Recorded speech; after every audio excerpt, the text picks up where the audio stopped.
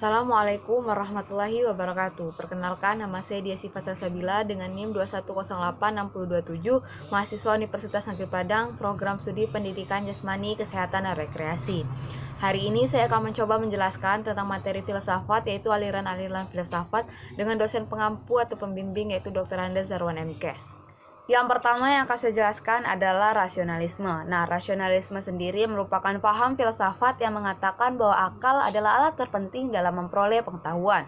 Nah, secara etimologi, rasionalisme berasal dari bahasa Inggris yaitu rationalim yang berakar dari kata ratio yang berarti akal. Nah, rasionalisme ada dua macam. Yang pertama yaitu rasionalisme dalam bidang agama yang merupakan lawan dari autoritas, dan rasionalisme dalam bidang filsafat yang merupakan lawan dari empirisme.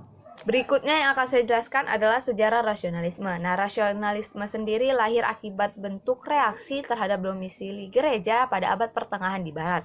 Nah, munculnya rasionalisme ini menjadi suatu penanda perubahan terhadap sejarah filsafat, di mana ajaran yang dibawa oleh Socrates atau aliran yang dibawa oleh Socrates ini menjadi cikal bakal zaman modern dalam perkembangan filsafat. Nah, perkembangan rasionalisme berlanjut atau selanjutnya berlangsung pada abad pertengahan ke-17 sampai akhir abad ke-18. Nah, pada masa ini hal yang khusus bagi ilmu pengetahuan adalah penggunaan akal budi secara eksklusif dalam mencari suatu kebenaran.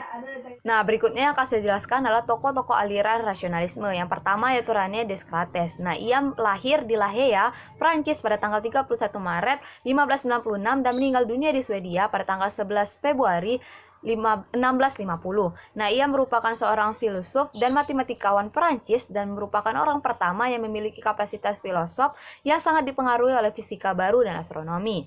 Nah, ia menggunakan metode kesanggihan atau cogito ergo sum. Tokoh yang kedua yaitu Baron de Spinoza. Ia lahir di Amsterdam pada tanggal 24 November 1632.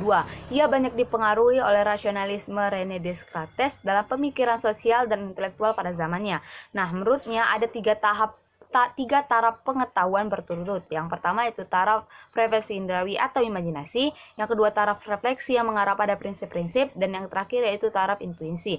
Nah, yang mana hanya taraf kedua dan ketiga lah yang dianggap sebagai seseorang yang rasionalis. Tokoh yang ketiga yaitu Leibniz, di mana ia lahir di Leipzig, Jerman pada tanggal 1 Maret 1646. Nah, ia dikenal sebagai penemu kalkulus bersama dengan Newton. Nah, ia adalah seorang ilmuwan, pengacara, sejarawan, akademis, ahli logika, ahli bahasa, dan teolog. Nah, baginya filsafat adalah hobi berkesinambungan dan ia ikut terlibat dalam diskusi filsafat dan melakukan korespondensi sepanjang hidupnya bersama filsuf lainnya di zamannya. Nah, namun sayangnya karyanya tidak dapat dinikmati oleh banyak orang karena pada saat ia meninggal karyanya belum diterbitkan. Berikutnya yang akan saya jelaskan adalah empirisme, di mana empirisme ini berasal dari kata Yunani yaitu empiris yang berarti pengalaman indrawi. Nah, empirisme ini dinisabkan kepada faham yang memiliki pengalaman, baik pengalaman batinia maupun lahiria yang menyangkut dunia maupun pribadi manusia.